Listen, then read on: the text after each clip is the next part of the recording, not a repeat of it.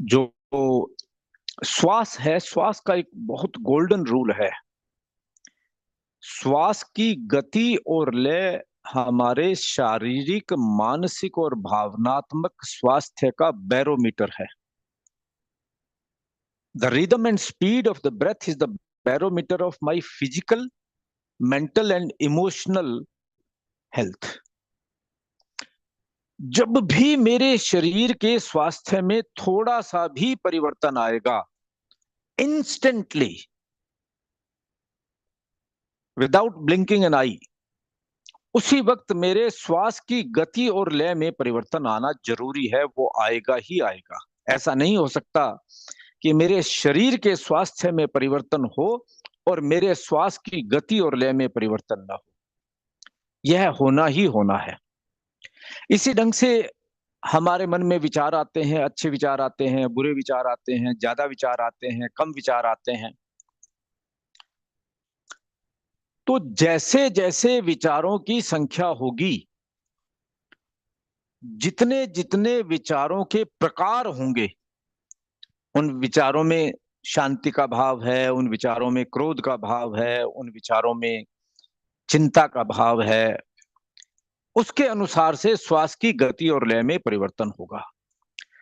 जिस क्षण जो जैसा विचार आएगा, वैसा ही मेरे श्वास की गति और लय में परिवर्तन आ जाएगा। यह एक शाश्वत नियम है, प्रकृति का नियम है। उस नियम को, मतलब हमें तो केवल इसकी फिजिक्स को समझना है। हम नियम को परिवर्तन नहीं कर सकते, परिवर्तित नहीं कर सकते। हमें केवल इस नियम को समझकर उसके अनुसार अपने व्यवहार को तय करना है। जैसे हमें बिजली का नियम मालूम है, तो उसको समझकर हमने व्यवहार तय किया है कि कहाँ हमें बल्ब लगाना है, कहाँ एसी लगाना है, कितनी लाइट रखनी है।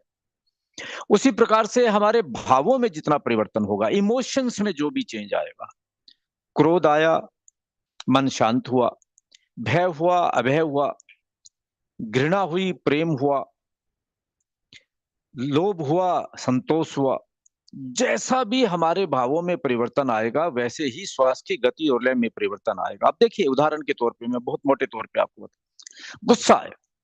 अब गुस्सा आते ही क्या होगा? श्वास की गति तेज हो जाएगी, वो लड़खड़ाने लगेगी, आगे पीछे होने लगेगी। मन शांत हुआ, श्वास शांत हो जाएगा। ऐसा नहीं हो सकता कि मुझे बहुत तेजी से गुस्सा आ रहा हो और मेरा श्वास शांत हो, लयबद्ध हो, संगीत में हो।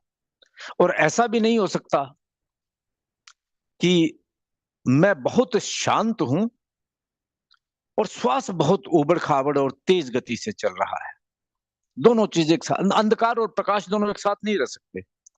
बल्ब जल रहा है तो प्रकाश होगा, नहीं जल रहा है तो अंधकार होगा। बोथ कैन नॉट को एग्जिस्ट। ये प्रकृति का नियम है।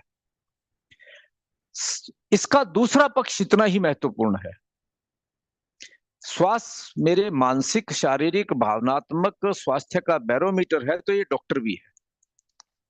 यदि हम श्वास की गति और लय को स्थिर कर लेते हैं, तो जिस कारण से मेरे शारीरिक, मानसिक और भावनात्मक स्वास्थ्य में परिवर्तन आया था, उन कारणों को दूर करना शुरू कर देते हैं। यह कंट्रोलिंग स्विच प्रकृति ने हमें दिया है। कल मैं अपनी बात कह रहा था बहुत संक्षेप में प्लेनरी में, तो मैंने कहा था कि प्रकृति ने हमें इनफिनाइट पावर देकर भेजा है, हमें चाबी देकर के भेजा है कि तुम खुद डिसाइड कर लो तुम्हें कहां जाना। दूसरा कोई भी जीवित प्राणी ऐसा नहीं कर सकता, केवल मनुष्य कर सकता है। तो उसने ये हमें बता करके भेजा है कि ये श्वास की चाबी आपके पास है, और इस चाबी को अगर आप ठीक से उपयोग करो, तो आप उन कारणों पर जा सकते हैं। बार बार आप दीर्घ श्वास का प्रयोग करेंगे, श्वास को लंबा गहरा संगीत में बनाएंगे, तो श्वास की गति और लय स्थिर हो जाएगी, संगीत में हो जाएगी। तो फिर जो कारण थे वो कारण दूर होना शुरू हो जाएंगे, क्योंकि दोनों एक चीज एक साथ नहीं रह सकती। और ये अभ्यास साध्य है, मतलब अपने अभ्यास के द्वारा आप उस दिशा में आगे बढ़ सकते हैं। जैसे हम लोग सुबह घूमने के लिए जाते हैं, आधा घंटा घूम करके आते हैं, हमारे स्वास्थ्य पर प्रभाव पड़ता है। डॉक्टर कहता है कि आधा घंटा रोज घूम कर आइए, 40 मिनट रोज घूम कर आइए, उसका असर 24 घंटे रहता है।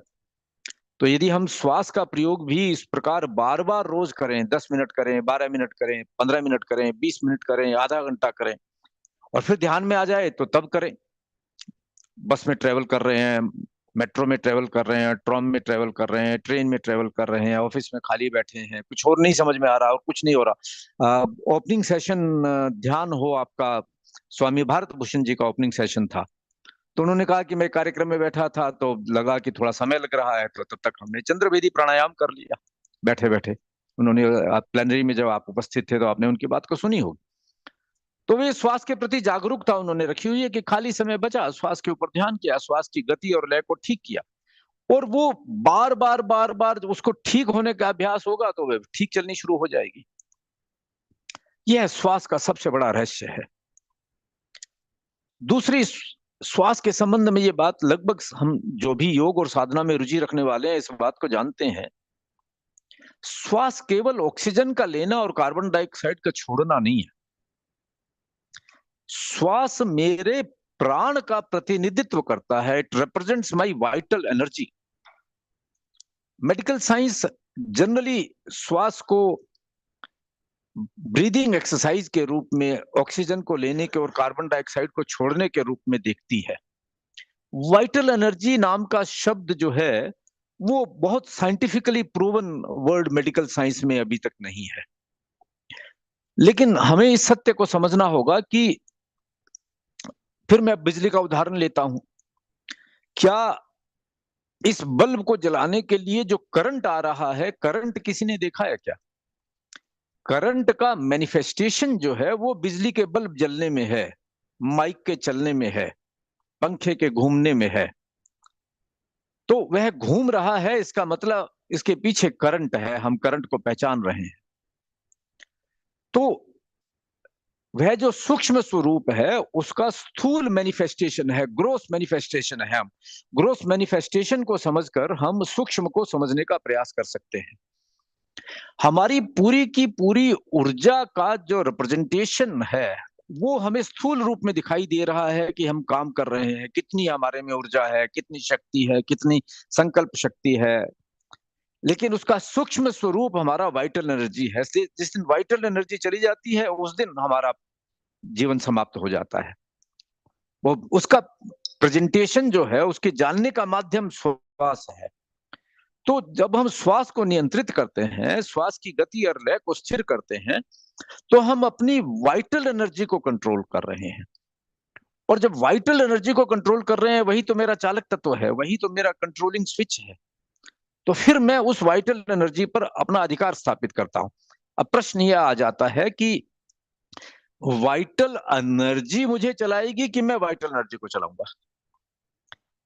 तो योगी जो है, साधक है, वह वाइटल एनर्जी पर अपना अधिकार स्थापित करता है। यहीं इसी हरिद्वार के पास में, ऋषिकेश के पास एक इंस्टीट्यूट है, हिमालयन इंस्टीट्यूट।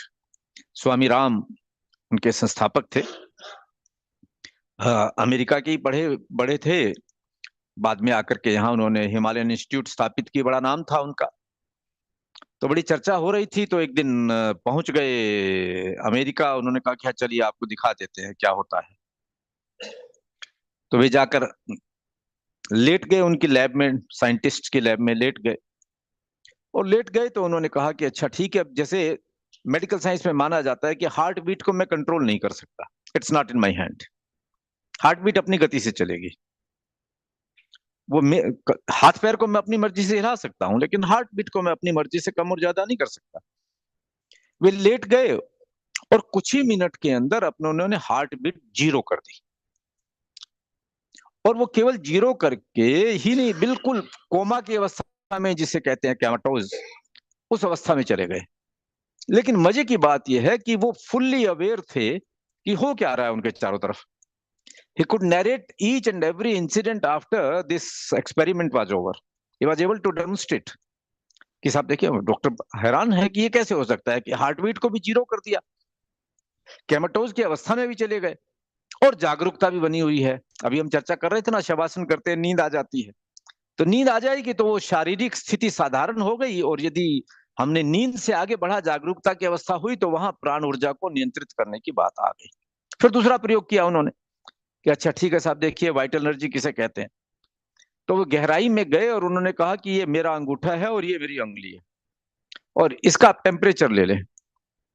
दोनों के बीच में 11 डिग्री टेम्परेचर का डिफरेंस था। 11 डिग्री टेम्परेचर का, इट्स रिकॉर्डेड। 11 डिग्री टेम्परेचर का डिफरेंस था। क्यों? कि बहुत सूक्ष्म में जाकर के उन्होंने प्राण शक्ति के ऊपर, श्वास के ऊपर कार्य करना शुरू किया, और एनर्जी के फ्लो को अब वो डिक्टेट कर रहे थे, एनर्जी का फ्लो उनको डिक्टेट नहीं कर रहा था। ये अवस्था आ गई। बौद्ध परंपरा में जैसे हम लोग है ना, आप में से बहुत लोग होंगे जिन्होंने सर्टिफिकेट कोर्स किया होगा, जिन्होंने डिप्लोमा किया होगा, जिन्होंने ग्रेजुएशन पोस्ट ग्रेजुएशन किया होगा, जिन्होंने पीएचडी की होगी, तो एक डिग्री दी जाती है ना कि साहब आपने योगा का सर्टिफिकेट कर लिया, योगा का डिग्री कर लिया। बौद्ध परंपरा में भी ऐसे एक डिग्री दी जाती है कि आप कह रहे हैं साहब अब मैं सर्टिफाइड मेडिटेटर हूं, तो बोले ठीक है साहब, एक टेस्ट दे दीजिए, ले लेते हैं यूपीएससी का एग्जाम। तो उसका लेने का तरीका क्या है? उन्होंने कहा कि अच्छा ऐसा कीजिए, आप कारगिल में जाकर बैठ जाइए, सर्दियों के दिनों में -40 डिग्री होता है, ज्यादा नहीं होता, और कपड़े वपड़े उतार दीजिए और आपको पसीना निकालना है। और थोड़ा सा एक प्रयोग और कर लेते हैं, राजस्थान में चले जाइए, 50 डिग्री टेम्परेचर होता है, जून की दोपहरी होती है, बैठ जाइए और आपको सर्दी से कांपना है, ठंड लग रही है, शिवर करना है। ये कैसे संभव हुआ? और ऐसा करते हैं। अच्छा, आप बोला हो गया, बोलो अब ठीक है, क्वालिफाई कर गया, अब तुम्हें ध्यान करना आ रहा है, तो कुछ बताने की जरूरत नहीं रही। एक और भी प्रयोग करवाया जाता है। कहते हैं कि यहां पर फेदर होता है ना, फेदर बड़ा हल्का सा होता है, उसको रख दिया। अब श्वास आ रहा है, जा रहा है, लेकिन उसे हिलना नहीं है, इतना सूक्ष्म श्वास आ रहा है। तो यह प्रयोग कैसे होता है? जो मैंने पहले वाला सर्दी और गर्मी वाला प्रयोग बताया, यहां पे मैं दूसरी बात कहना चाहूंगा। श्वास की गति और लय मेरे विचार की गति और लय और उसके प्रकार को निर्धारित करती है, और विचार की गति और लय और उसका प्रकार मेरे श्वास की गति और लय को निर्धारित करती है। तो आप श्वास को पकड़ लीजिए तब भी वही काम होगा, विचार को पकड़ लीजिए तब भी वही काम होगा, किसी एक को पकड़ लीजिए। आंख की पुतली का हिलना भी उसी ढंग से संबंधित है। त्राटक का ध्यान करते हैं ना, पकड़ लीजिए, किसी एक चीज को पकड़ कर बैठ जाइए, बाकी चीजें कंट्रोल में आ जाएगी। चक्र घूम रहा है, उस चक्र में कहीं एक किनारे से आपने पकड़ लिया तो वो पूरा का पूरा चक्र आपके नियंत्रण में आ गया, उसको आपने पूरा करा, कंट्रोल कर लिया। विचार का एक बहुत बड़ा नियम है। वह नियम क्या है कि जिस क्षण हम जो विचार करते हैं, उस पदार्थ की ऊर्जा के साथ हम जुड़ जाते हैं। उसी क्षण जैसा भाव होता है वैसा परिवर्तन उसी क्षण होना शुरू हो जाएगा। आप सोचिए किसी एक अपने प्रिय के बारे में, अपने पुत्र के बारे में, अपने पति के बारे में, अपनी माता के बारे में, अपने मित्र के बारे में, संबंधी के बारे में, उस अवसर के बारे में सोचिए। घर में एक बहुत बड़ा उत्सव का माहौल है, सब लोग साथ में बैठे हैं, हंसी ठट्ठा हो रहा है, मजाक कर रहे हैं, कोई मूवी का सीन अच्छा सा याद आ गया, आपके चेहरे पर हंसी का भाव आ गया, चेहरे पर एक मुस्कुराहट आ गई। और वो मुस्कुराहट आपकी आंखों पे देखी जा सकती है, आपके चेहरे पर देखी जा सकती है। और केवल उतना ही नहीं हुआ, आपके भीतर भी हार्मोनल चेंज भी उसी प्रकार से होने शुरू हो गए हैं। आपका ब्लड सर्कुलेशन ठीक हो गया, आपका डाइजेस्टिव सिस्टम ठीक हो गया, आप रिलैक्स हो गए, आप पीसफुल हो गए, सारा परिवर्तन हो गया। उसके विपरीत आपके मन में भाव आया, कोई ऐसी घटना आपको याद आ गई कि किसी ने आपको बड़ा कष्ट दिया हो, कोई दुख वाली घटना हो, कोई परेशानी करने वाली घटना हो, आपको भय लगता हो कि ऐसा कहीं दोबारा मेरे साथ हो ना जाए, केवल कल्पना में बात हो जाए, ऐसा जो उसके साथ हुआ मेरे साथ नहीं हो जाए, और कितना भयंकर सीन था, एक्सीडेंट हो गया था, लोग मरे हुए थे। अब दोनों ही घटनाएं साक्षात में आपके सामने नहीं है, ये घटी थी और आपकी केवल स्मृति में है। परंतु जैसे ही आपके मेमोरी में वो घटना आई, उसके अनुसार उसी क्षण आपके भीतर टोटल चेंज, टोटल ट्रांसफॉर्मेशन होना शुरू हो गया। और लगातार यदि आप उसी भाव में रहेंगे तो फिर वैसे ही हार्मोन्स रिलीज होंगे, वैसे ही उनकी केमिस्ट्री हार्मोन्स के रिलीज की बनेगी, वैसा ही केमिकल कंपोजिशन उनका होगा, एंडोक्राइन सिस्टम में वैसा परिवर्तन होगा, ब्लड सर्कुलेशन में, हार्ट बीट के अंदर, डाइजेस्टिव सिस्टम के अंदर पूरे सारा परिवर्तन होना शुरू हो जाएगा। एक बहुत मीठी सी चीज याद कीजिए, बहुत जो आपका टेस्टी फूड हो उसको याद कर लीजिए। किसी को मैकडोनाल्ड पसंद है, किसी को खीर पसंद है, किसी को गुलाब जामुन पसंद है, और किसी को बेसन की रोटी पसंद है, जो पसंद है। और याद कीजिए, और थोड़ी सी भूख लगी, सेलिब्रेशन शुरू हो जाए। कई बार तो ऐसा होता है कि भूख नहीं लगी है और सामने उसकी गंध आई, सामने उसको देखा, आपने उसके बारे में सोचा और भूख जागृत हो गई, चलो ये तो है तो खा लेंगे। परिवर्तन हो गया ना, आपके हार्मोन्स रिलीज हो गए। उसके विपरीत में सोचिए, बच्चा है घर में छोटा, उससे कहो कि बच्चे आज आपको तोरी की सब्जी खानी है, वो कहेंगे मम्मी नहीं, I am not going to eat, खाना ही नहीं खाएंगे। होता है ना आजकल। अब दोनों ही चीज आपके सामने है या नहीं है, लेकिन जिस क्षण आपने वो सोचा वैसे ही आपके टेस्ट बड्स में परिवर्तन आ गया, आपके डाइजेस्टिव हार्मोन्स के रिलीज होने में परिवर्तन आ गया, आपकी भूख में परिवर्तन आ गया, आपके भीतर परिवर्तन आ गया। एक को सोच करके आपको उल्टी होने लगती है, एक को सोच करके आपको भूख लगने लग जाती है। ऐसा क्यों हुआ? क्योंकि जिस क्षण हम जिस चीज के बारे में सोचते हैं और जिस रूप में सोचते हैं, वैसा हमारे भीतर परिवर्तन होना शुरू हो जाता है और हम उस इमेज का निर्माण भी करना शुरू कर देते हैं। मैं कई बार जैन परंपरा, वैदिक परंपरा को जोड़कर देखता हूं। वैदिक परंपरा में कहते हैं कि ब्रह्मा के विचार से सृष्टि की उत्पत्ति हुई, और साइकोलॉजिकल साइंस कहती है कि हर क्षण जो विचार आता है उससे मेरे भीतर परिवर्तन होता है। और योगिक साइंस कहती है कि जिस वक्त जो क्षण आता है वैसा ही हम चारों तरफ निर्माण करना शुरू कर देते हैं। तो मैं उसको जोड़कर देखता हूं। मैं सामने महाकाल का मंदिर है। इस महाकाल के मंदिर में क्या केवल हमें महाकाल के दर्शन होंगे? कृष्ण के दर्शन नहीं हो सकते क्या? गुरु नानक के दर्शन नहीं हो सकते क्या? ईसा मसीह के दर्शन नहीं हो सकते क्या? महावीर के दर्शन नहीं हो सकते क्या? मैं वहां बैठ करके जो ध्यान करूंगा, जो मैं अपने मन में एक स्मृति कल्पना करूंगा, जो मैं चित्र बनाना शुरू करूंगा, प्रकृति वैसा ही निर्माण मेरे लिए करना शुरू कर देगी, वही मेरे सामने साक्षात होना शुरू हो जाएगा। तो मूल बात मेरे भाव की, मेरे विचार की है, निर्माण उससे संपन्न होता है। तो मैं विचार पर ध्यान करूं तो भी वही काम होगा, मैं शरीर पर ध्यान करूं तब भी वही काम होगा, मैं श्वास पर ध्यान करूं तब भी वही काम होगा। लेकिन श्वास का प्रयोग सरल प्रयोग है।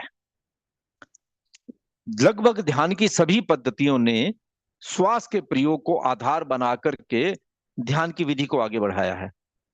वो क्रिया योग हो, वह सुदर्शन क्रिया हो, जैन परंपरा का प्रेक्षा ध्यान हो, वह बुद्धिस्ट परंपरा की विपश्यना पद्धति हो, पतंजलि योग सूत्र में हो, लगभग सभी पद्धतियों ने ध्यान का प्रयोग करने के लिए सबसे ज्यादा श्वास का प्रयोग किया है, क्योंकि उसको पकड़ भी जल्दी आती है और वह वाइटल एनर्जी का मैनिफेस्टेशन है। हर क्षण आ रहा है, जा रहा है, हम उसको देख सकते हैं, जान सकते हैं, अनुभव कर सकते हैं। केवल थोड़ा सा उसके साथ गहराई में जाने की आवश्यकता रहती है और वो तुरंत हमें उसका प्रभाव भी दिखाता है। तो हम श्वास के अगर इस रहस्य को समझ लेते हैं तो फिर हमारे लिए आगे की यात्रा बहुत आसान हो जाती है। डॉक्टर नगेंद्र भी आए हुए थे इनागुरल सेशन में, व्यासा वाले। उनके साथ एक दिन बैठकर चर्चा हो रही थी, दिल्ली आए हुए थे, स्नेह रखते हैं मेरे साथ। तो बात होने लगी, मैंने कहा कि डॉक्टर साहब 1 मिनट में हम लगभग 17 श्वास लेते हैं, उम्र बढ़ती है शायद श्वास की संख्या 20 हो जाती है, 3 सेकंड में एक श्वास। पर मुझे लगता है कि जब मैं ध्यान करने का प्रयोग करता हूं तो शायद मेरे श्वास की गति 1 मिनट में 6 या 7 आ जाती होगी। गिनकर तो नहीं देखा, लेकिन मेरा अनुमान है उसकी गति को देख करके शायद 6-7 हो जाती होगी। परंतु एक मुनि महाराज हैं जिनको मैं जानता हूं, और वे 15 साल से सोए नहीं हैं। वो रात को लगभग ध्यान ही करते हैं, रोज 14 घंटे ध्यान करते हैं। हम सोते क्यों हैं? हम सोते इसलिए हैं कि शरीर की और मन की थकान मिटाने के लिए। कहते हैं कि महावीर 12.5 साल की साधना काल में केवल 48 मिनट सोए थे। ये कैसा संभव है? तो वो 12.5 साल में केवल 48 मिनट सोए थे, ये 15 साल में 1 मिनट भी नहीं सोए। वर्तमान में 2600 साल पुरानी बात नहीं कर रहा, मैं तब की बात कर रहा हूँ। तो ये हुआ कि साहब आप मुनि महाराज सोते क्यों नहीं? इसलिए कि जब वो गहरे ध्यान की अवस्था में होते हैं तो इतना डीप रिलैक्सेशन हो जाता है कि ना फिजिकल फेटीग होता है और ना इमोशनल फेटीग होता है, ना मेंटल फेटीग होता है, थकान होती नहीं है। तो थकान को मिटाने के लिए ही तो नींद की जरूरत होती है। जब थकान ही नहीं है तो फिर नींद किस लिए? नींद आएगी, नींद की आवश्यकता ही नहीं रहेगी, तो वो ध्यान की अवस्था में रहते हैं। तो मैंने कहा कि मैंने उनसे बात की थी तो कह रहे थे, कुछ साल, 7-8 साल पुरानी बात हो गई, अब तो बात आगे बढ़ गई होगी, कि मेरा लगभग 1 मिनट में एक श्वास आता है। तो प्रयास कर रहा हूं कि मेरी ध्यान की अवस्था में 2 मिनट में एक श्वास की गति हो जाए। मैं आगे बढ़ाना चाह रहा हूं इस प्रयोग को। 2 मिनट में एक श्वास, 1 मिनट में 20 श्वास, और 2 मिनट में एक श्वास। आप सोच लिए, और विचारों की गति का उसके संबंध है साथ। तो आपके विचार, जितना श्वास की गति और लय मंद होगी, स्थिर होगी, उतने ही विचार मंद होंगे, स्थिर होंगे, उतने ही कम हो जाएंगे। 1 मिनट में 40 श्वास, और 1 मिनट के अंदर 40 विचार, और 1 मिनट में 20 श्वास। आप डबल करके देख लीजिए। और 2 मिनट में एक श्वास तो फिर विचार कितने आएंगे? आप अनुपात लगा लीजिए, अपने आप से परिवर्तन हो जाएगा। तो डॉक्टर नगेंद्र कहने लगे कि वो अमरकंटक में जिन गुरुजी से मैंने दीक्षा पाई थी, तो 35 मिनट में एक श्वास लेते थे जी। तो मैंने कहा जय हो। अभी कोई एक पुस्तक पढ़ रहा था, तो कहने लगे कि यहाँ ग्रीस में जो सी डाइवर्स होते हैं, वे लगभग 8 मिनट से 12 मिनट अंडर वाटर रहते हैं। वर्ल्ड रिकॉर्ड 23 मिनट का है। वैसे वो वर्ल्ड रिकॉर्ड में वो अमरकंटक वाले गुरुजी को भूल गए होंगे, क्योंकि उनको मालूम ही नहीं कि यहाँ पर भी कोई किए बैठा है अपने चुपचाप। तो वहां पर 8 मिनट से 12 मिनट वो अंडर वाटर रहते हैं। मतलब क्या हुआ कि 8 मिनट से 12 मिनट में वो केवल एक श्वास लेते हैं। तो अपने श्वास की गति और लय को कितना नियंत्रित किया जा सकता है, हम कहां तक अपनी कैपेसिटी को लेकर जा सकते हैं, ये हमारे सामने है। श्वास के साथ एक बात और, अंतिम बात कह करके फिर मैं सीधा प्रयोग की ओर आगे बढ़ूंगा। 1 मिनट में हम एवरेज 17, वैसे 15 से 17 मानते हैं, लेकिन अवस्था बढ़ने के साथ, चिंताएं बढ़ने के साथ श्वास की गति तेज हो जाती है। 1 मिनट में आप 20 श्वास मान लीजिए, for the purpose of calculation, कि 1 मिनट में हम 20 श्वास लेते हैं। इसका मतलब क्या हुआ कि हम लगभग 1.5 सेकंड में एक श्वास लेते हैं और 1.5 सेकंड में एक श्वास छोड़ते हैं। श्वास हमारे फेफड़ों में जाता है, वो रक्त के साथ मिलता है, वो रक्त के साथ मिलकर के वह ऑक्सीजन एक एक कोशिका के पास, एक एक सेल के पास जाती है। और जाने का रास्ता और आने का रास्ता जो है, तो वहां पर श्वास का उस कोशिका के बीच में घुसने का जो रास्ता है, वो एक ही रास्ता है। जैसे एक दरवाजा खुला है ना, इसी एक ही दरवाजे से आएंगे और इसी एक ही दरवाजे से जाएंगे। दूसरा दरवाजा है ही, यहाँ तो दूसरा दरवाजा है, वहां दूसरा दरवाजा है ही नहीं। एक ही दरवाजे से आएंगे, एक दरवाजे से जाएंगे। तो अब ऑक्सीजन भीतर जाने का प्रयास कर रही है, मुंह खुला है, और कार्बन डाइऑक्साइड बाहर निकल रही है। तो 1.5 सेकंड में कार्बन डाइऑक्साइड को बाहर निकलना है और ऑक्सीजन को अंदर घुसना है। अब 1.5 सेकंड में वो कार्बन डाइऑक्साइड बाहर निकलती है, उससे पहले दोबारा धक्का लग गया ऑक्सीजन का, क्योंकि 1.5 सेकंड के बाद दूसरी खेप आ गई, दूसरा लोट आ गया, फिर तीसरा लोट आ गया, फिर चौथा लोट आ गया। तो दे दनादन ऊपर से, जैसे आजकल मम्मी बच्चे को, छोटे को खाना खिलाती है ना, कि बच्चे भूख लगी होगा, नहीं खाना तो खा ही ले, 2 घंटे हो गए, 3 घंटे हो गए, जल्दी जल्दी खाना खाओ। तो वही वाली बात है, वो ऑक्सीजन कह रही मेरी सप्लाई आ गई, आप ले लीजिए। तो वह ऑक्सीजन सप्लाई आ रही है उसके पास। अब क्या हो रहा है कि न तो कार्बन डाइऑक्साइड पूरी बाहर निकल रही है और न ही ऑक्सीजन पूरी अंदर जा रही है। तो आधी कार्बन डाइऑक्साइड अंदर रह गई और आधी ऑक्सीजन बाहर रह गई। वो बिना यूज हुए वापिस लौट आई कार्बन डाइऑक्साइड को मिलकर के। अब हमने मेहनत तो 1 मिनट में 20 सांस लेने की यूज 50% भी नहीं किया, और अंदर कार्बन डाइऑक्साइड पूरी की पूरी छोड़ दी। उसके विपरीत यदि आप धीमा, लंबा, गहरा श्वास लेंगे और श्वास की गति और लय स्थिर हो जाएगी, श्वास की संख्या कम हो जाएगी, तो क्या होगा कि आप लंबा गहरा श्वास लेंगे, फेफड़े पूरे फूलेंगे, फेफड़े पूरे फूलेंगे तो उसमें ऑक्सीजन ज्यादा एब्जॉर्प्शन होगा। वह ऑक्सीजन धीरे धीरे जो है, 5 सेकंड के बाद, 7 सेकंड के बाद, 10 सेकंड के बाद, जैसी हमारी श्वास की गति लय होगी, उतनी देर के बाद वह कार्बन डाइऑक्साइड को रिप्लेस करने के लिए सेल के पास पहुंचेगी। तब तक वह सेल अपनी पूरे के पूरे अंदर वाले सारे के सारे यात्री बाहर निकल चुके हैं और डिब्बा पूरा का पूरा खाली है। तो वह ऑक्सीजन तैयार है लेने के लिए। दूसरी बात, वह सेल कह रही है, उसको भूख लगी है, ऑक्सीजन ऑक्सीजन ऑक्सीजन। तो एक तो है कि बैठे बिठाए हम बिस्तर पे बैठे हैं और बैठे बिठाए ही खाना मिल रहा है, और वो भी अच्छा चिकना चुपड़ा, लीजिए खाना, लीजिए खाना, लीजिए खाना। और एक है कि आपको 10 किलोमीटर पहले दौड़ करके आना है और फिर आपको खाना मिल रहा है, और दोनों में से कौन सा ज्यादा आपको न्यूट्रिएंट्स देगा, ये आप अनुमान लगा सकते हैं। तो पहले तो सेल बैठी हुई है, भूख लगी है न लगी है, ऊपर से दे दनादन ऑक्सीजन की सप्लाई आ रही है। अब एक्स ऑक्सीजन स्टारवेशन हो रहा है, ब्रेथ स्टारवेशन हो रहा है। जैसे हम लोगों का फूड का स्टारवेशन करते हैं ना, योगिक विज्ञान के अंदर तो आहार संयम की बहुत ज्यादा यम नियम के अंदर तो शुरुआत ही वहीं से होती है। तो ऐसे ही हम श्वास का संयम कर रहे हैं। तो अब श्वास को भूख, सेल्युलर लेवल के ऊपर भूख लगी है कि लाओ लाओ ऑक्सीजन। अब पूरी की पूरी उसने ऑक्सीजन ग्रहण किया और उससे पहले कार्बन डाइऑक्साइड पूरी बाहर निकाल चुका है। तो हर सेल को एक्टिव होना पड़ा, चार्ज होना पड़ा, मेहनत करनी पड़ी। तो हम सेल्युलर लेवल के ऊपर मजबूत होते चले जा रहे हैं, सेल्युलर लेवल पर हमारी ऊर्जा बढ़ती चली जा रही है, हम मेहनत कर रहे हैं। और एक एक सेल मजबूत होगी तो एक एक टिश्यू मजबूत होगा, तो एक एक ऑर्गन मजबूत होगा, तो हम सारे के सारे मजबूत होंगे। तो हम सेल्युलर लेवल पे स्वस्थ होना शुरू हो जाएंगे, तो ग्रोथ लेवल के ऊपर तो हम स्वस्थ होंगे ही। एक और बात, मेडिकल साइंस क्या कहती है कि जैसे ही आप भय में होंगे, जैसे आप क्रोध में होंगे, तो हमारी आर्टिफिशियल इंटेलिजेंस, एआई का नाम तो आजकल हम लोगों ने सभी ने सुना है। इससे बढ़िया एआई किसी के पास है नहीं। प्रकृति ने सर्वोत्तम एआई हमें दी है। तो वो ऑटोमेटिकली एडजस्ट करता है कि साहब इन भाई साहब को अभी डर लग रहा है, तो अभी इनको ब्रेन को थोड़ी सप्लाई कम कर दीजिए, इनके हार्ट की सप्लाई बढ़ा दीजिए, यहाँ पे बढ़ा दीजिए। डॉक्टर साहब ऐसा ही होता है ना। एक बार के लिए डाइजेस्टिव सिस्टम को भी पीछे छोड़ दीजिए, अभी हार्ट की पंपिंग ठीक कर दीजिए, यहाँ बाद में काम चला लेंगे। लेकिन अगर हम लगातार भय की अवस्था में रहे, थोड़ा थोड़ा थोड़ा थोड़ा थोड़ा थोड़ा भय लगातार बना रहे, तो क्या होगा? राशनिंग तो हो रही है, और एआई अपने आप राशनिंग कर रही है। तो यहाँ की सप्लाई थोड़ी सी कम हुई, यहाँ की सप्लाई थोड़ी कम हुई, तो पता लगा डाइजेस्टिव सिस्टम कमजोर होना शुरू हो गया, मेमोरी कमजोर होनी शुरू हो गई, नींद अफेक्ट होनी शुरू हो गई। धीरे धीरे होगा ना ये सब। तो ऐसा सब होता है। लेकिन यदि आप श्वास की गति और लय को स्थिर किए हुए हैं और श्वास को ठीक से ले रहे हैं, गहरे भीतर एक एक सेल्यूलर लेवल पर जा रहे हैं, तो आपकी एआई को राशनिंग करने की जरूरत नहीं है। उसके पास तो पूरी सप्लाई है, पूरी सप्लाई है। तो अगर भय का भाव भी आ रहा है तो सप्लाई में तो कमी है नहीं। तो कहेंगे कोई बात नहीं, ब्रेन को भी पूरा देंगे, पेट को भी पूरा देंगे, हार्ट को भी पूरा देंगे।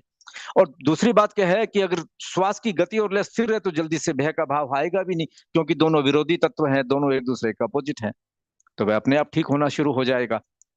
तो इस एक छोटी सी बात में, श्वास के इस छोटे से तत्व के अंदर बहुत बड़ा हमारे जीवन का रहस्य छुपा हुआ है।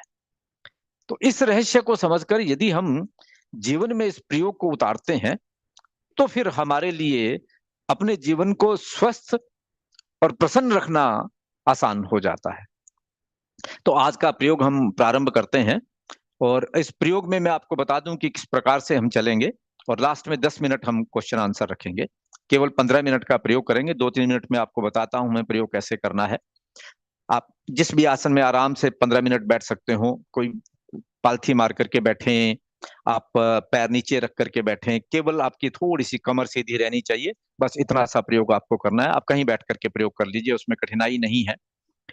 जिस प्रकार से भ्रामरी प्राणायाम करते हैं, उस प्रकार से महाप्राण ध्वनि का प्रयोग होता है। तो महाप्राण ध्वनि का प्रयोग बड़ा सरल प्रयोग है, प्रेक्षा ध्यान का प्रयोग है। तो वो लंबा गहरा श्वास लेंगे और भंवरे की तरह गुंजन करते हुए हम श्वास को छोड़ेंगे। तो पहले 9 बार वह प्रयोग करेंगे, और उसके बाद फिर हम सहज श्वास प्रेक्षा की नॉर्मल ब्रीदिंग जो है, मैं इंस्ट्रक्शन देता रहूंगा, तो आप नॉर्मल ब्रीदिंग का प्रयोग करेंगे। उसके बाद दीर्घ श्वास प्रेक्षा, तो मैं आपको I will take you through कि कैसे कैसे हम श्वास को दीर्घ करना है, लयबद्ध करना है, संगीत में बनाना है। तो फिर उसके बाद उस प्रयोग को करेंगे, और उसके बाद लास्ट में एक छोटा सा प्रयोग करेंगे, अभय की अनुप्रेक्षा। सबकॉन्शियस माइंड पर ले जाकर के मुझे अपने भय को भगाना है।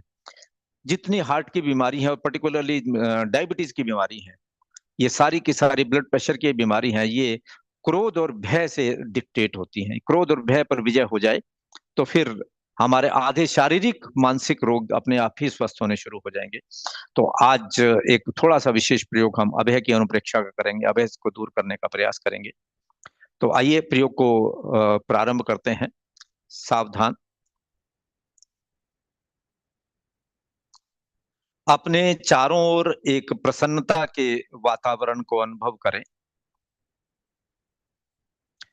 आंखें कोमलता से बंद,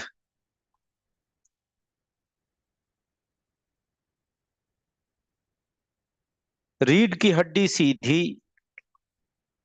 गर्दन थोड़ी सी आगे की ओर झुकी हुई, जिससे सिर की चोटी और कमर एक सीध में आ जाए, अलाइनमेंट हो जाए। सुखासन, अर्ध पद्मासन, पद्मासन, वज्रासन अथवा कुर्सी पे बैठे हुए जो भी आसन आपको अनुकूल हो उस आसन का चुनाव करें। दोनों हाथ घुटनों पर अथवा गोद में, बायां हाथ नीचे, दायां हाथ ऊपर।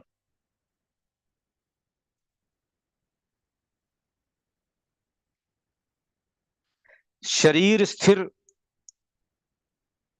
मन शांत, चेहरे पर प्रसन्नता का भाव।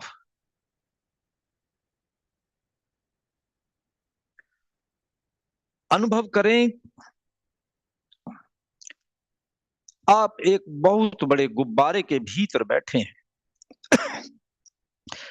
अनंत ऊर्जा से भरा हुआ गुब्बारा, और आप बिल्कुल गुब्बारे के मध्य हैं।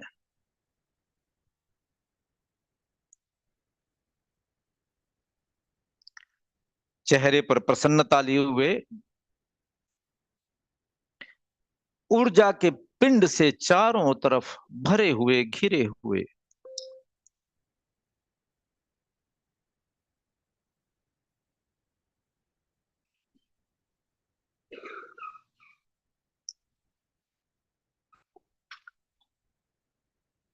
एक बार सिर की चोटी से लेकर पैर के अंगूठे तक, और पैर के अंगूठे से लेकर सिर के चोटी तक धीरे धीरे शरीर के हर भाग को देख लें। अपनी उपस्थिति को देख लें, अपने आप को देख लें।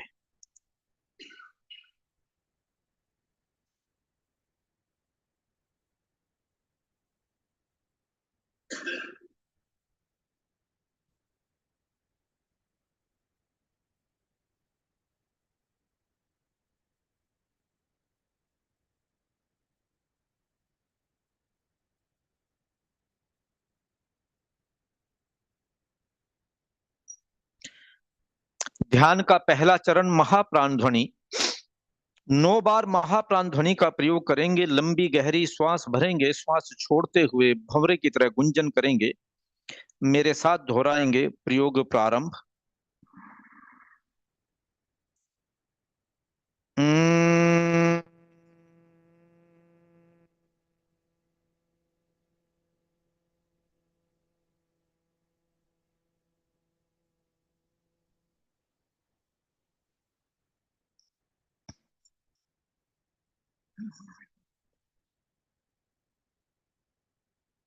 हम्म,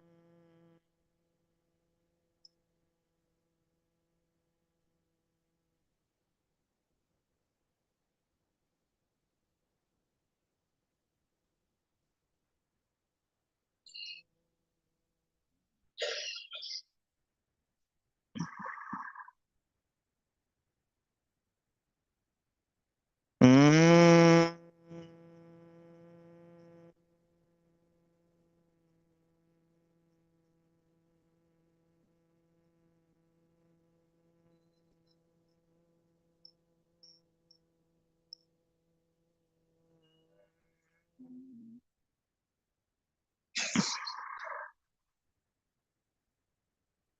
हम्म,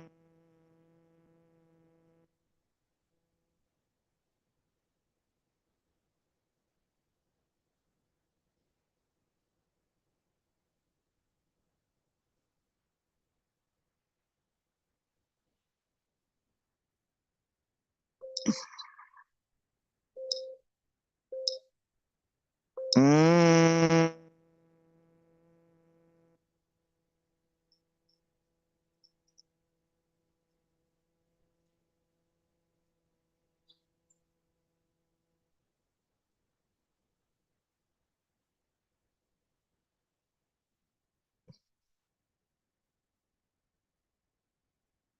हम्म,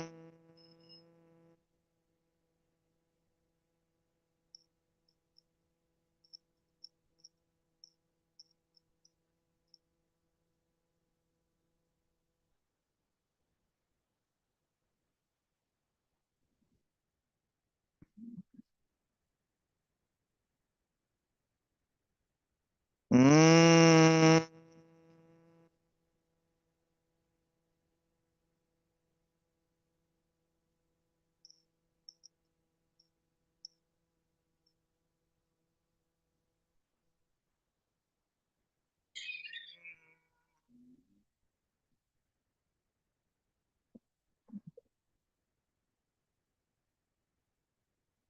हम्म,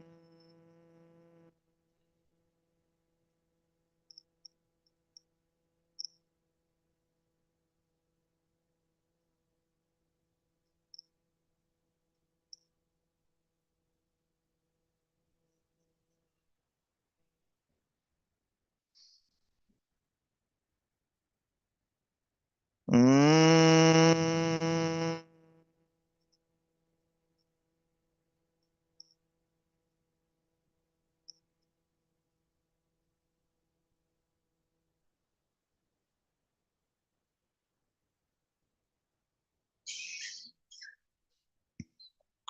महाप्राण ध्वनि की तरंगों को अपने मस्तिष्क में अनुभव करें।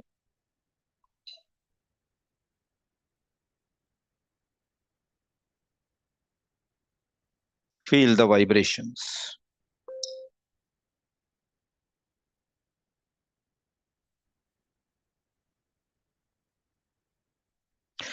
पूरा ध्यान श्वास पर केंद्रित।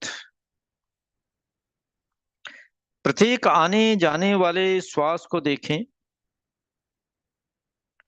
न कोई श्वास बिना जानकारी के आए, न कोई श्वास बिना जानकारी के जाए। श्वास की गति और लय को देखें। श्वास भीतर ले रहे हैं, कुछ क्षण रुकते हैं। पेट फूल रहा है, नाभि बाहर आ रही है। निश्वास होते हैं, श्वास छोड़ते हैं, पेट भीतर जाता है, नाभि सिकुड़ती है। बाहर निकलकर कुछ क्षण रुकते हैं और फिर यह प्रक्रिया बार बार चलती रहती है।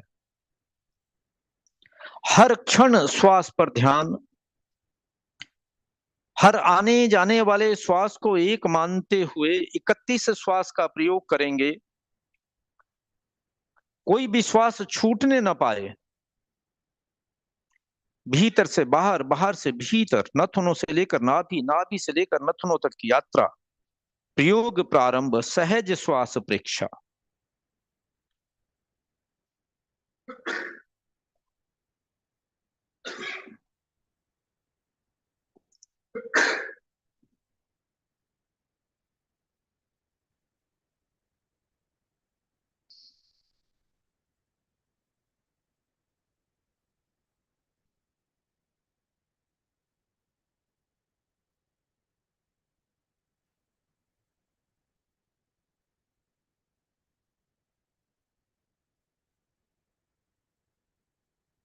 यात्रा करें श्वास के साथ, नथुनों से लेकर नाभि तक, नाभि से लेकर नथुनों तक। हर क्षण श्वास के साथ रहें। सहयात्री बने। Be the co passenger of the breath.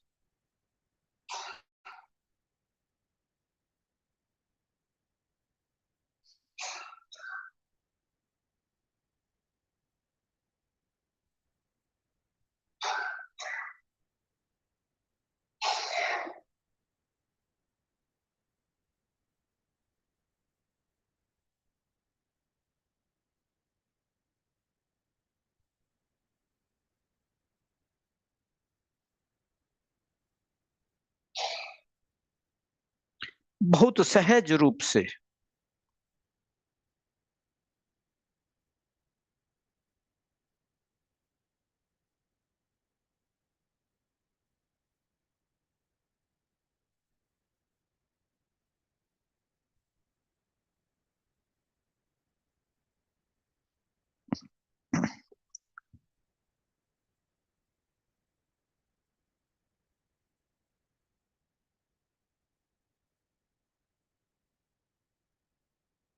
बहुत सुंदर।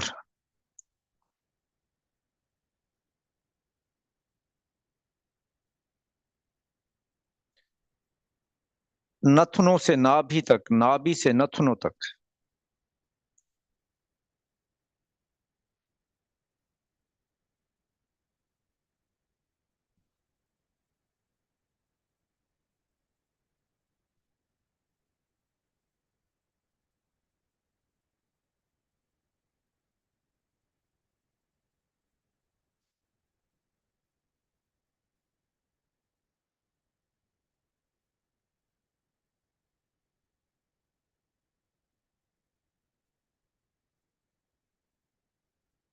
पूरा ध्यान श्वास पर केंद्रित।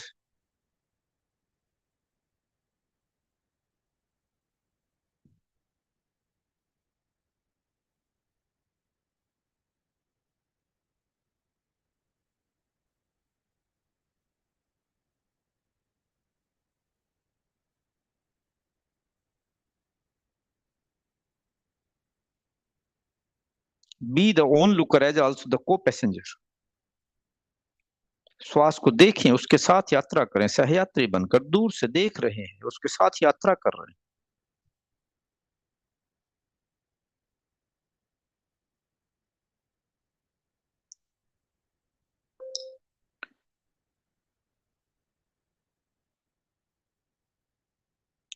ध्यान का अगला चरण दीर्घ श्वास प्रेक्षा, परसेप्शन ऑफ डीप ब्रीदिंग।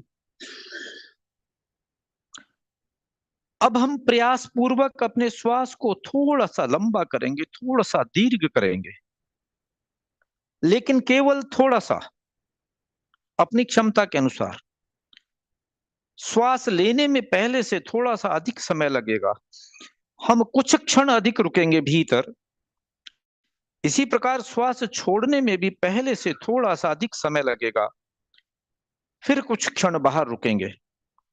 लेकिन हम इस बात का ध्यान रखें कि हमें जितना समय श्वास लेने और छोड़ने में पहली बार लगाना है, उतना ही दूसरी बार और फिर तीसरी बार और फिर चौथी बार।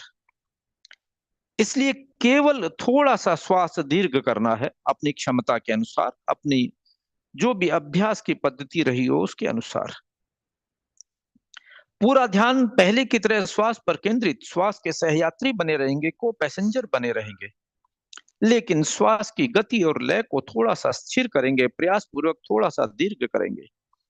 दीर्घ श्वास प्रेक्षा, perception of deep breathing, to the count of 31, फिर 21 की 31 की यात्रा करेंगे। प्रयोग प्रारंभ।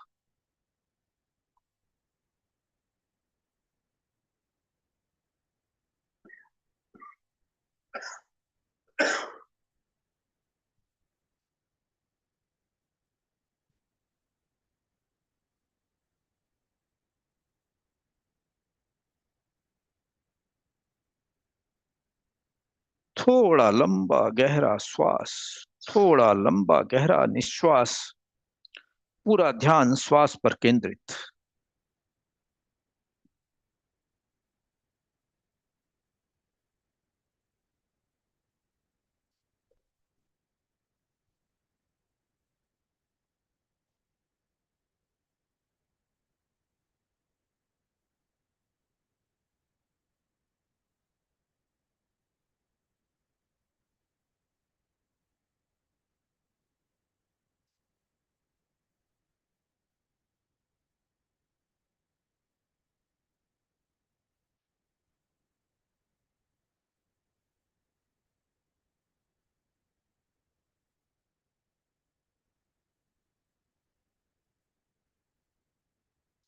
अनुभव करें श्वास को गहराई के साथ हर क्षण।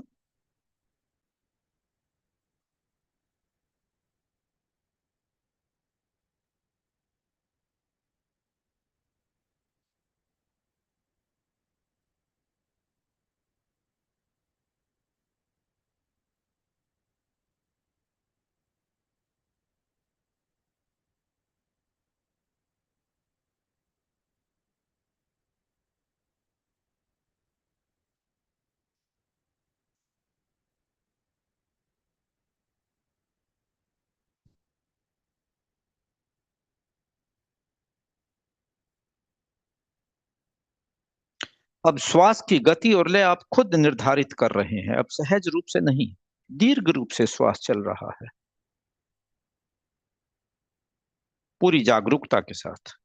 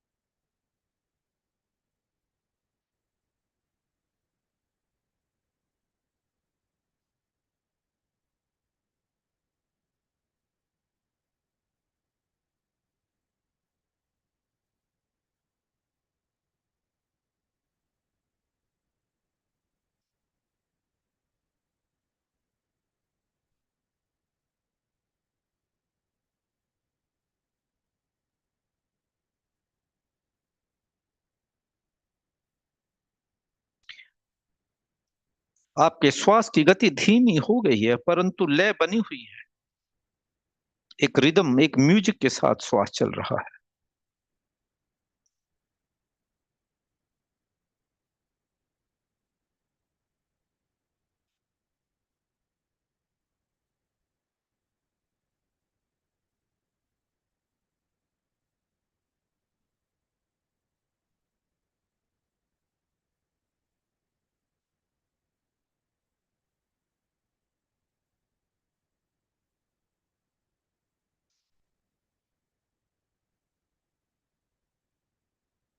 श्वास लेने और छोड़ने में पहले से अधिक समय लग रहा है, परंतु सहज रूप से अधिक समय लग रहा है।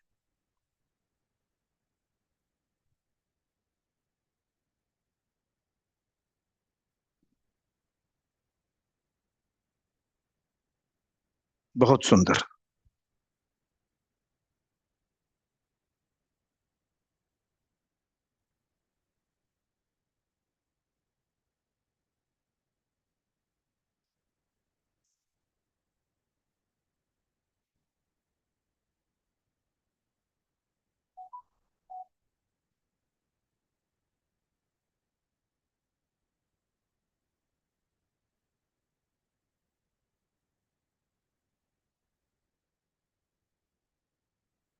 हर क्षण देखें श्वास को सहयात्री बनकर।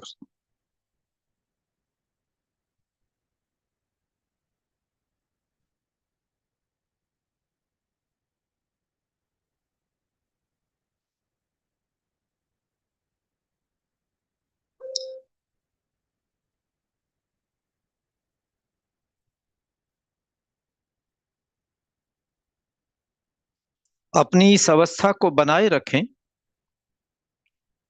ध्यान का अगला चरण अभय की अनुप्रेक्षा।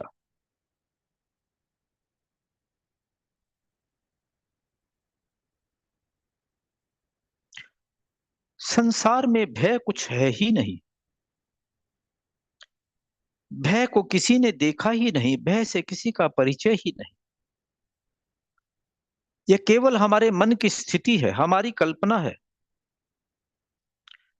एक बार पिछले पूरे जीवन की ओर मुड़कर देखें। दो बातें आपके सामने स्पष्ट होंगी। पहला, न जाने कितने कितने भय हमारे मन में आए होंगे कि ऐसा होगा तो न जाने क्या हो जाएगा, ऐसा न हो जाए, भय लगता है ऐसा कुछ असंभावित होने से। और लगभग हर चीज हुई ही नहीं जिस बात का हम भय मान रहे थे। जिस बात से हम डर रहे थे वह हुआ ही नहीं। वह केवल हमारे मन की कल्पना, हमारे मन का वहम था, क्योंकि दूसरों के साथ कहीं न कहीं, कभी न कभी या तो हमने होते हुए देखा था या हमें बताया गया था। और दूसरी, जीवन में कुछ हमारे साथ ऐसा घटा जिसकी हमने कल्पना ही नहीं की थी।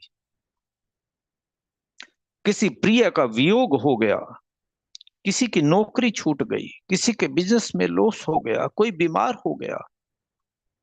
ऐसा संकट जिसकी कभी हमने मन में चिंतन, कल्पना भी नहीं की थी, वह हमारे सामने आया और हम उसका सामना कर पाए। हम बीमारी से बाहर निकल पाए, हम व्यापारिक हानि से बाहर निकल पाए, हम पुनः शायद उससे बेहतर जॉब पा गए, हम पुनः स्वास्थ्य पा गए, क्योंकि हमारे भीतर अनंत क्षमताएं हैं इन सबको पार पाने की।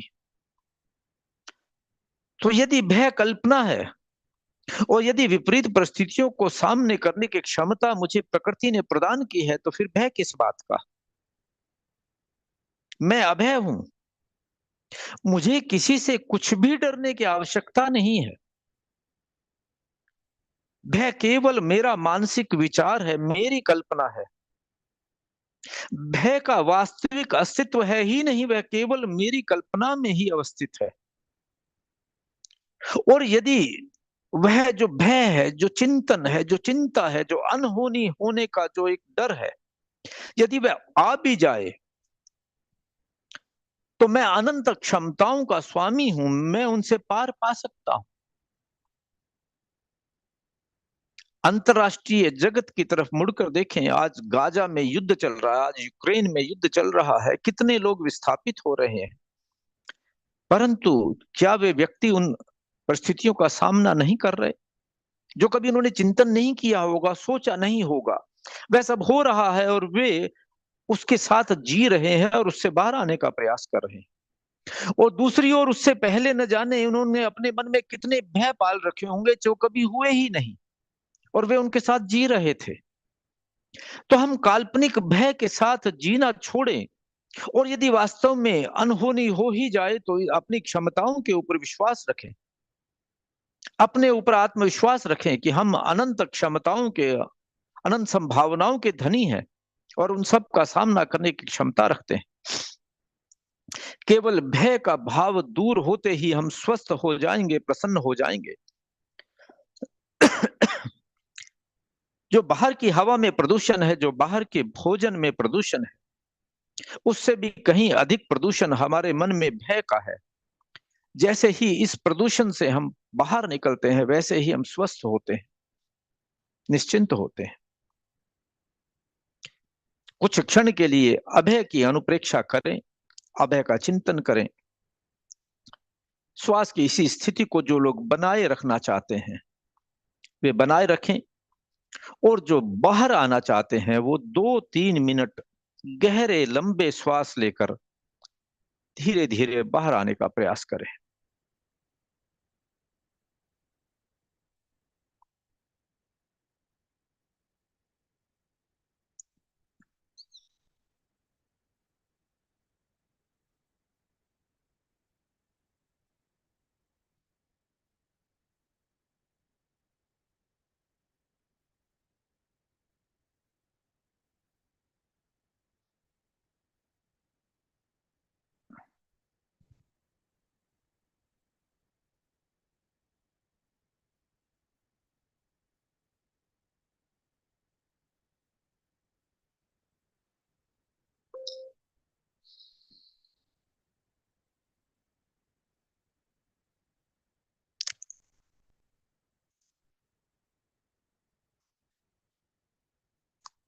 बहुत सुंदर।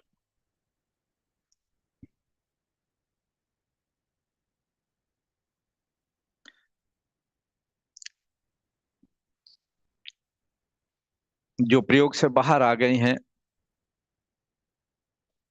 और जो ऑनलाइन के माध्यम से भी देख रहे हैं, किसी का कोई प्रश्न हो तो स्वागत है।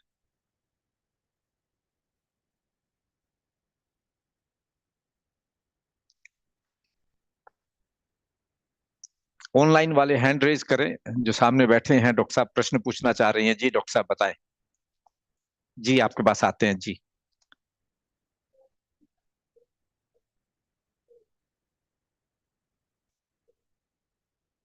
जी, सबकी अपनी अपनी अवस्था होगी, कौन कितनी देर में श्वास लेगा छोड़ेगा।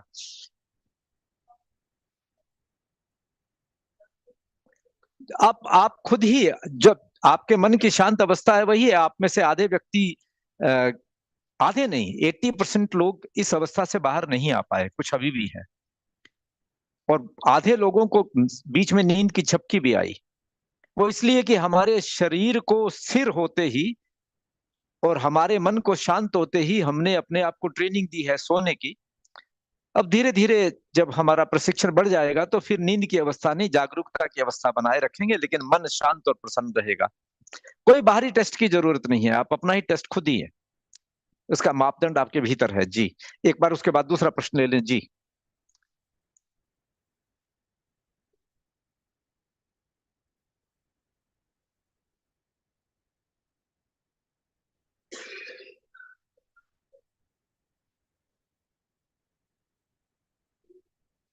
इट इज क्योंकि श्वास का संबंध विचारों से है। जैसे ही श्वास की गति और लय संगीत में होगी, धीमी होगी, उतने ही विचारों की संख्या कम होती चली जाएगी।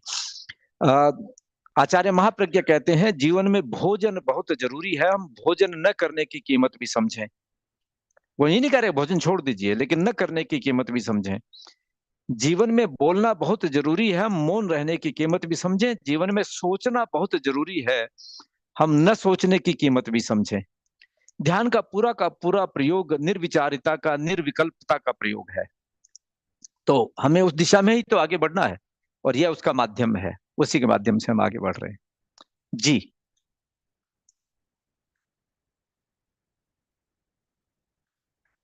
जी। Breathing is related to. जी। जी। जी।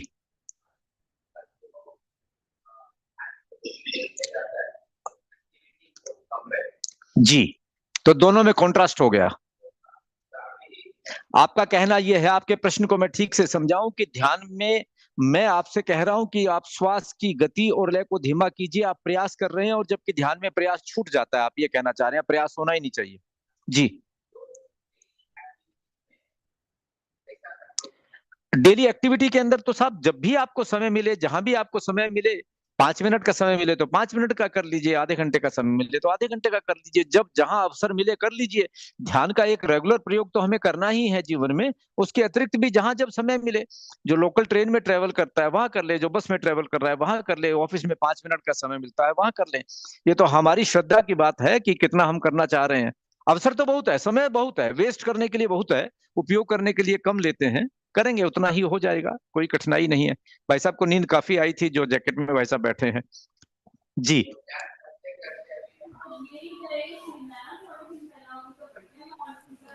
ध्यान हाँ। करते करते, ध्यान करते करते। जी। हाँ, नंबर ब्रेथ कोई बात नहीं, वो काउंटिंग शुरू के लिए है, बाद में आप काउंटिंग छोड़ दीजिए, अपने आप चलने दीजिए। जी। जी। जी। जी। जी। जी। जी। वो ये शुरू में अर्ली बिगनिंग के लिए, बिगनर के लिए है, बाद में काउंटिंग नहीं है। मैं थोड़ा एक आधा प्रश्न ऑनलाइन भी ले लूं, उनको अनम्यूट कर दीजिए सभी को, धीरेन्द्र जी और संजय जी, सन्नी कुछ प्रश्न पूछना चाह रहे हैं। सनी आप अनम्यूट करें अपने आप को। मामा जी, कोई इस तरह की वीडियो भी है क्या जो जैसे प्रैक्टिकली अंदर से सारा कुछ दिखाए, भी हम सांस लेते हैं अंदर, ये मतलब अपनी सारी कोशिकाएं ऐसे करती है आ, काम। आप वहाँ ऐसे वीडियो बहुत मिल जाएंगे, ऐसे वीडियो हम आपके साथ शेयर कर देंगे कि श्वास लेने और छोड़ने के साथ अंदर कैसा परिवर्तन होता है। वो भी मिल जाएगा आपको, वीडियो आपके साथ शेयर कर देंगे जैसे हम, मैं बिल्कुल। जैसे सांस जैसे छोड़ता हूँ ना, जी। जैसे सांस लेता हूँ हाँ। तो जब लेनी पड़ती है ना सांस, जब ऐसे 2-3 सेकंड में ही सारा छटपटा जाता है, और ऊपर मैं 15 सेकंड भी रोक सकता हूँ। जी, ऐसा है कि आपने जैसी आर्टिफिशियल इंटेलिजेंस अपने भीतर फिक्स की हुई है, जैसा जैसा आपने अपने अपने शरीर को ट्रेनिंग दी हुई है, वैसा वैसा शरीर काम कर रहा है, और आपके पास कैपेसिटी है, आप उसको चेंज कर सकते हैं। आपको ईश्वर ने, प्रकृति ने आपको असीम संभावनाएं दी हैं, ताकत दी है, आप चाहे जैसे इसको कर लीजिए। अब जितना आप अभ्यास करेंगे तो उतने वो अभ्यास से हो पाएगा। एक बिल्कुल मरियल्स आदमी होता है, वो एक्सरसाइज कर करके ओलंपिक के अंदर गोल्ड मेडल लेके आता है कुश्ती का, और एक जो है वो ओलंपिक में गोल्ड मेडल लेने वाला अपना ध्यान नहीं रखता तो बीमार होकर के जो है 5 किलो वजन उठाने लायक नहीं रहता। ये तो हमारे ऊपर निर्भर करता है कि हम कितनी अपनी कैपेसिटी को बढ़ाते हैं या घटाते हैं। तो जितना आप अभ्यास करेंगे उतना ठीक हो जाएगा। पहले दिन तो आप मॉर्निंग वॉक करने जाएंगे तब भी टांगे दुखेंगी, तो कोई बड़ी बात नहीं है। और फिर लोग जो है मैराथन 42 किलोमीटर भी दौड़ लेते हैं। तो आपकी तो संभावनाएं तो आपके भीतर छुपी हैं, आप कितना प्रयोग करना चाह रहे हैं। जी। और प्रश्न था एक। जी, इधर।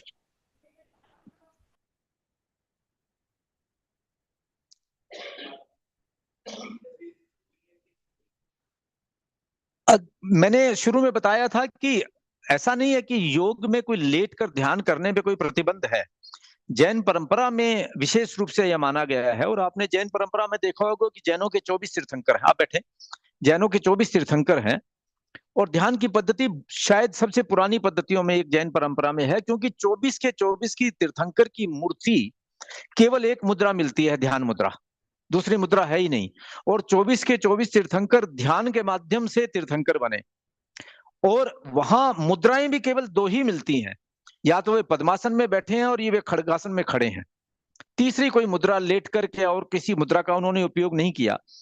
तो उससे यही रहस्य समझ में आता है कि ये तीन जो मुद्राएं हैं, एक लेट करके, एक बैठ करके और एक खड़े होकर, तो खड़े होने वाले को खड़ग खड़ग तलवार, खड़गासन जो है उसको सर्वोत्तम माना गया, नेक्स्ट जो है वो पद्मासन माना गया, और फिर इसको साधारण माना गया लेट के, क्योंकि वो एनर्जी जो है एक मनुष्य में और दूसरे जितने भी ब्रह्मांड के प्राणी है उसमें एक बहुत मूलभूत अंतर और है। एक मूलभूत अंतर की कल मैंने चर्चा की थी कि हमारी कैपेसिटी है कम ज्यादा करने की। दूसरा अंतर यह है कि हमारी रीढ़ की हड्डी सीधी है और किसी भी प्राणी की रीढ़ की हड्डी सीधी नहीं है, वो लेटी हुई है। कोई भी दूसरा प्राणी ऐसा नहीं है जिसकी रीढ़ की हड्डी ऐसे सीधी हो, वो ऐसी है। तो उसका कारण है, इसके पीछे रहस्य है, सुषुम्ना है, वो पूरी ऊर्जा को नीचे से ऊपर ले जाने की हमारी क्षमता है। तो उसका कारण है, ये सरल है लेट करके करना, लेकिन हम तो सरल नहीं सबसे बढ़िया माध्यम चुन रहे हैं। हम तो तेजी से आगे बढ़ना चाह रहे हैं, अधिक से उपयोग करना चाह रहे हैं, इसलिए बैठकर लेटकर करना ज्यादा उचित है, ये हम मानते हैं।